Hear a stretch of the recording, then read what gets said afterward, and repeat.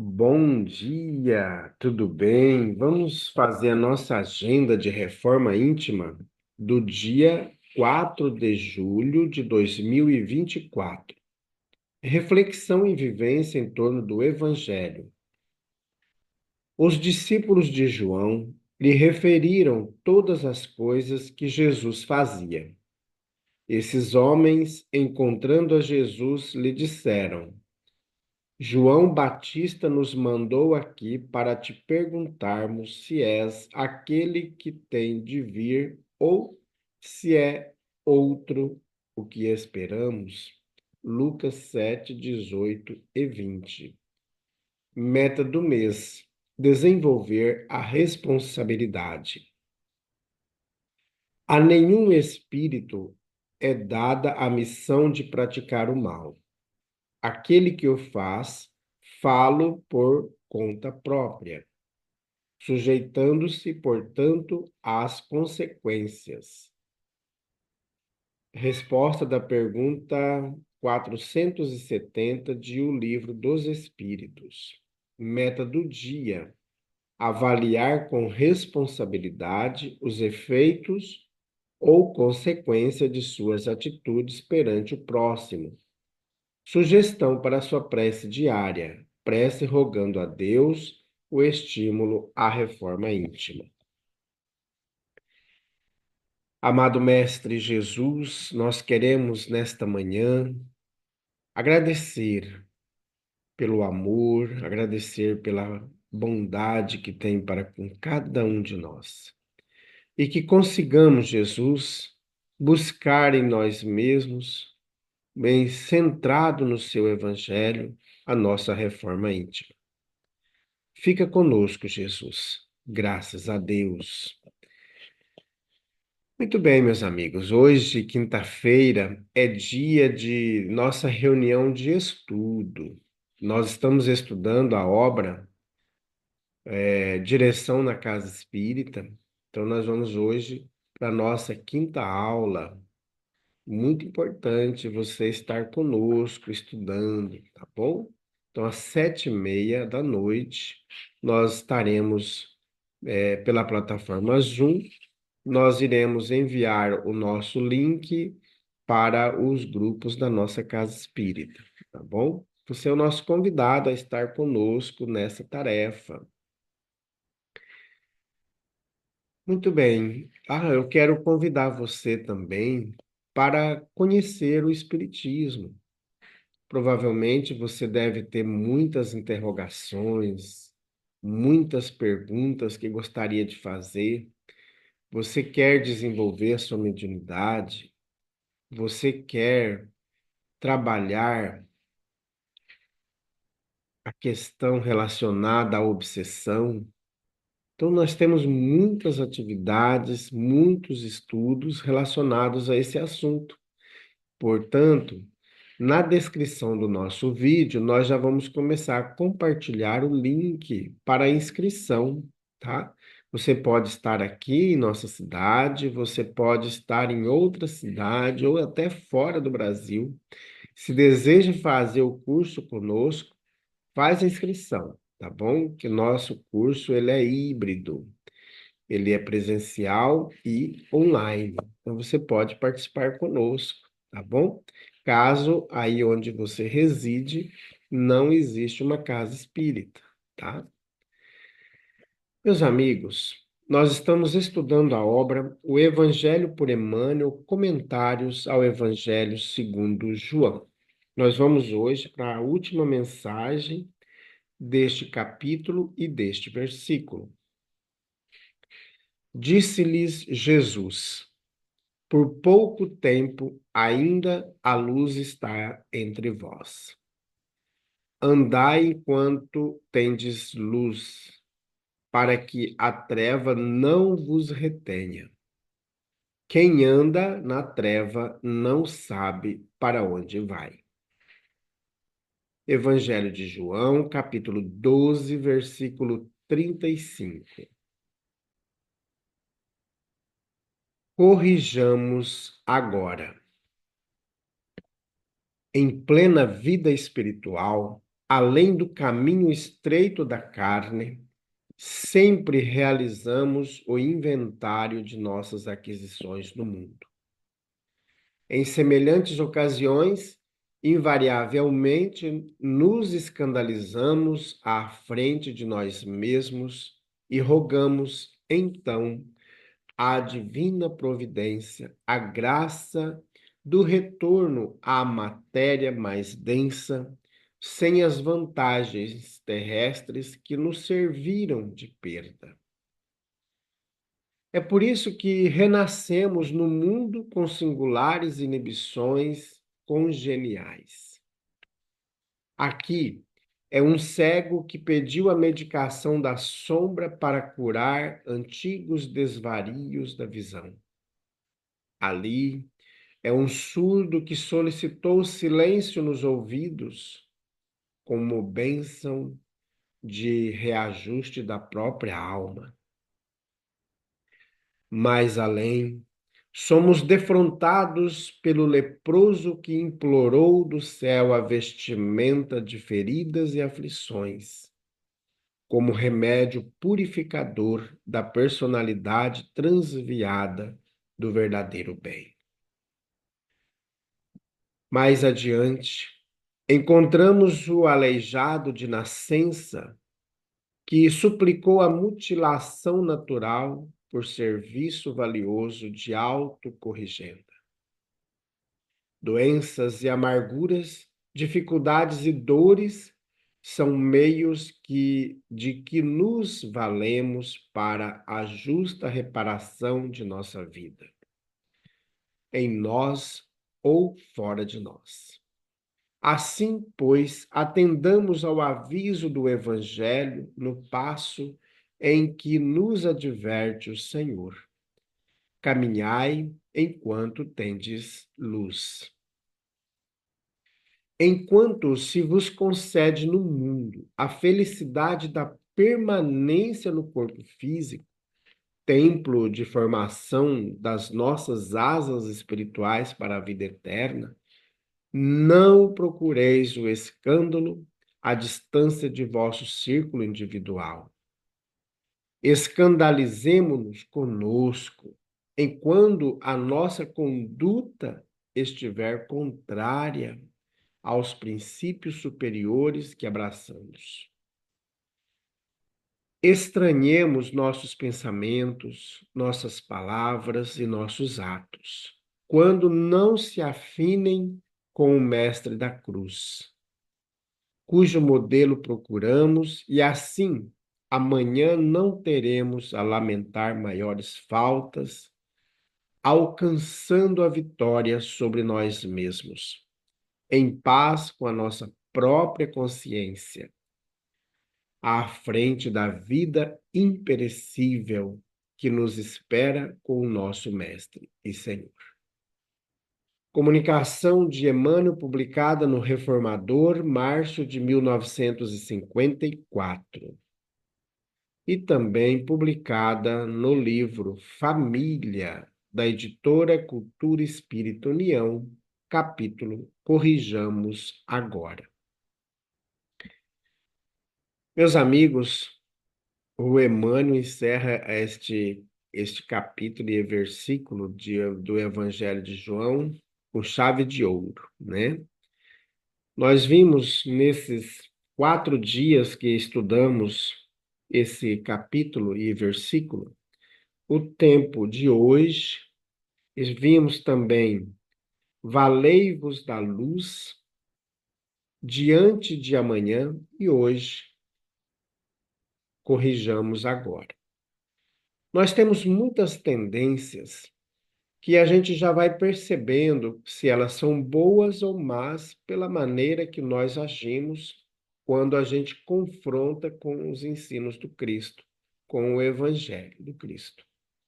Então, a partir do momento que a gente começa a confrontar nossa existência, nossa vivência com o Evangelho, nós vamos percebendo a necessidade de fazer a reforma íntima em nós. Então, essa modificação é exclusiva do indivíduo, né? Quando a gente negligencia numa encarnação a vida, quando a gente trabalha em prol do mal, das trevas, numa próxima encarnação ou em futuras encarnações, nós precisamos reparar aquele mal que fizemos.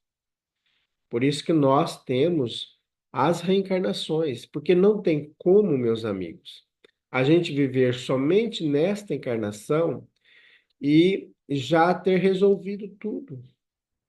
Quantas vezes a gente chega na velhice e a gente ainda tem mágoa, tem ressentimento, tem ódios que a gente construiu lá na infância, que perdurou a nossa vida inteira, até os 80, 70 anos, aquele ódio.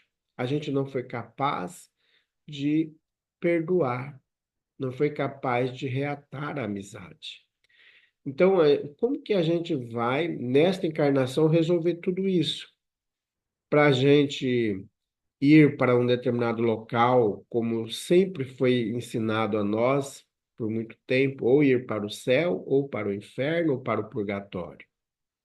Então a gente passa por esses processos de ajustamento, porque nós só vamos conseguir atingir o processo de perfeição quando de fato nós formos perfeitos. Enquanto nós tivermos ainda uma maldade no coração, quando a gente tiver sentimentos de ódio, de raiva, cheios de milindres, nós ainda vamos precisar reencarnar muitas vezes.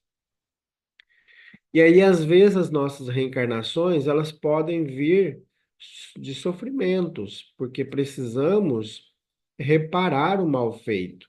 E não é um castigo de Deus, que Deus castigou e agora o José vai lá para a terra e vai ter esse e esse problema. Não. Quando a gente desencarna, e quando nós tomamos parte dos processos nossos, quando a gente retorna ao mundo espiritual, porque a gente, às vezes, isso varia muito de espírito para espírito.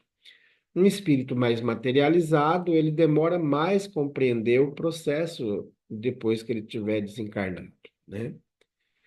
E o espírito mais espiritualizado, ele consegue compreender, e alguns até após o desencarno, enquanto a família está a velar o seu cadáver, o seu corpo, ele já está no mundo espiritual atuante, trabalhando.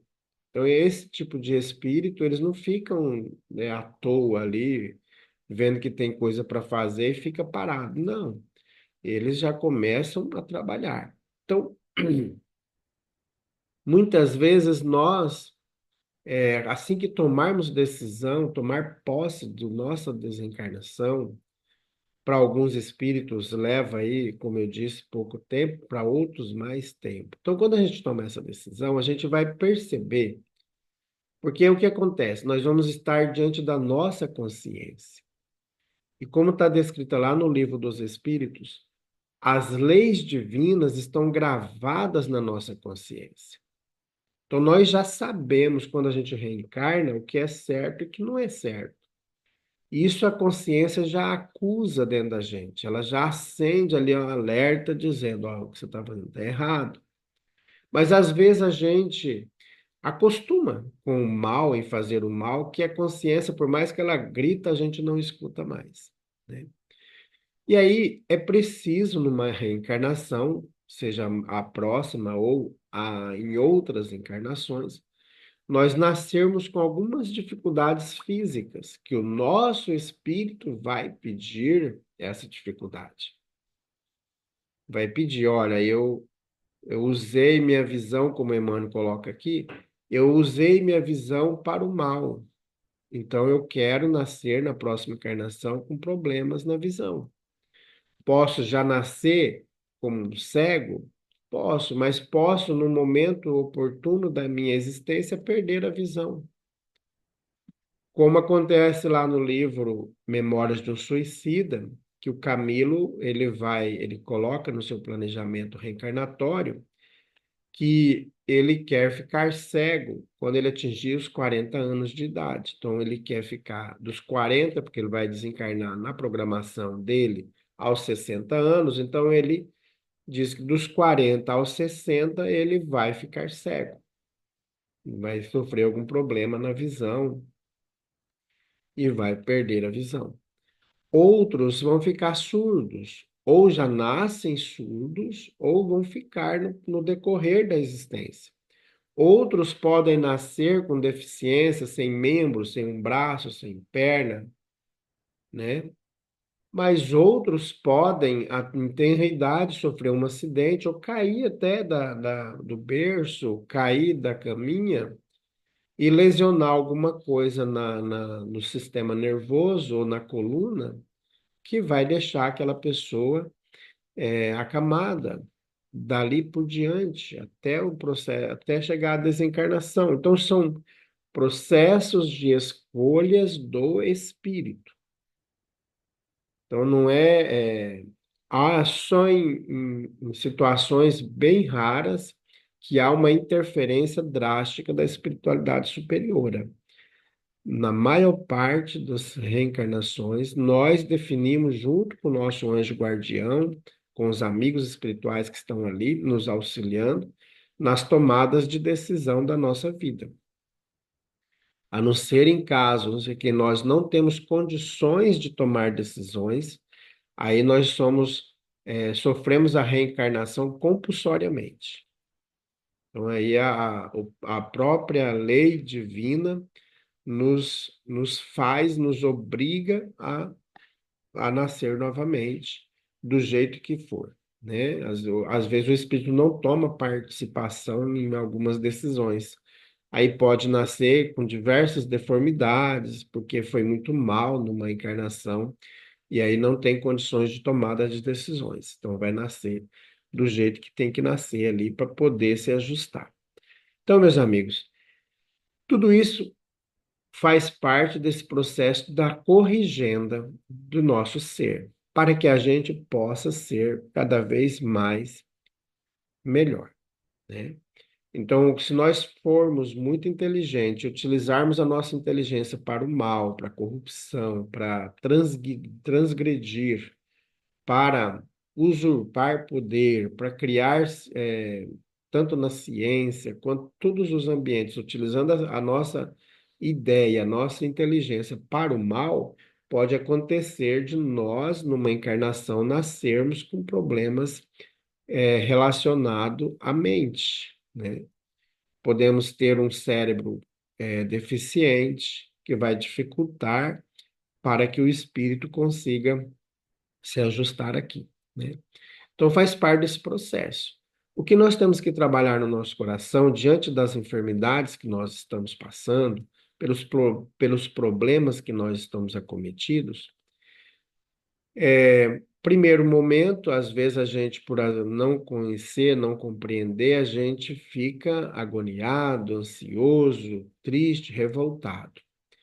Mas é importante ir trabalhando em nós também a questão da resignação, buscar o tratamento, buscar a cura, porque hoje nós temos diversos meios para o tratamento, apesar de ter doenças que a ciência ainda não consegue tratar, que isso faz parte também do processo reencarnatório do espírito. Tudo isso está descrito lá na obra Memórias de um Suicida, né? Que às vezes nós escolhemos nascer com uma enfermidade que a ciência ainda não sabe o que é. Para a gente ir ali purgando mesmo, né? O objetivo é purgar nosso espírito, para que a gente possa, de fato, viver bem conosco, compreendendo que Deus nos ama, que fez tudo por nós. Se nós estamos num corpo debilitado, são consequências de nossas atitudes maldadas, né? Então, o que a gente tem que fazer? Ser resignado, fazer o bem, não desistir de fazer o bem, mesmo que a gente esteja acamado, mesmo que a única coisa que funciona é a nossa mente. Nem a voz, nem nada funciona. Mas se nós estivermos nessa situação, fazer prece, agradecer a Deus por aquele momento, por estar ali, por ter a família mais aconchegada. Então, tudo isso serve de aprendizado para todos nós. Faz parte do nosso processo evolutivo. E aí eu não vou nem entrar na questão que às vezes a gente Está lá no Evangelho segundo o Espiritismo, no capítulo 5 sobre a eutanásia, né? Que às vezes a pessoa está nesse processo de tanto sofrimento que, conjunto ali com a família, tomam decisões de fazer eutanásia. É um equívoco muito grande da família em tomar essa decisão, porque faz parte do processo de ajustamento daquele espírito. Às vezes você toma a decisão de fazer eutanásia hoje, mas quem sabe amanhã o espírito desencarna, né? Então o corpo realmente falece. É a mesma coisa do suicida. Às vezes hoje você está vivendo um momento tão difícil, mas vai que amanhã é o dia que chegou para você da desencarnação e você comete um ato sem pensar, no desespero hoje, antecipando e causando muito mais dor e sofrimento para você no futuro. Então, que a gente possa trabalhar em nós a resignação, esforçar o máximo que nós pudermos para buscar ajuda, claro, né, diante da ciência hoje, tem muitos meios, mas acima de tudo, meus amigos, fazer prece e fazer caridade. Essas duas coisas nós temos que fazer, tá? Mesmo que a gente esteja acamado, vamos fazer caridade, tá? Quando a gente demonstra muito amor, a multidão de pecados é perdoado, disse Jesus. Então Jesus não mente, né? Jesus cumpre tudo que ele fala. Então que a gente possa confiar sempre em Jesus. Então vamos fazer prece. Amado Mestre Jesus, nós agradecemos mais uma oportunidade de estudo, de aprendizado, e que consigamos, Jesus, a partir de hoje, sermos pessoas melhores, pessoas comprometidas com o bem, com a caridade, e que consigamos, Jesus, também ser resignado diante das dificuldades físicas que nós temos, das dificuldades econômicas por que passamos, tudo isso faz parte de nosso reajustamento. Claro que nós não podemos nos conformar com isso e não fazer nada. Que possamos sempre, Jesus, estar em sintonia contigo. Graças a Deus, que Deus seja louvado. Meus amigos, tenhamos um dia maravilhoso. Fiquemos em paz e que Deus nos abençoe a todos.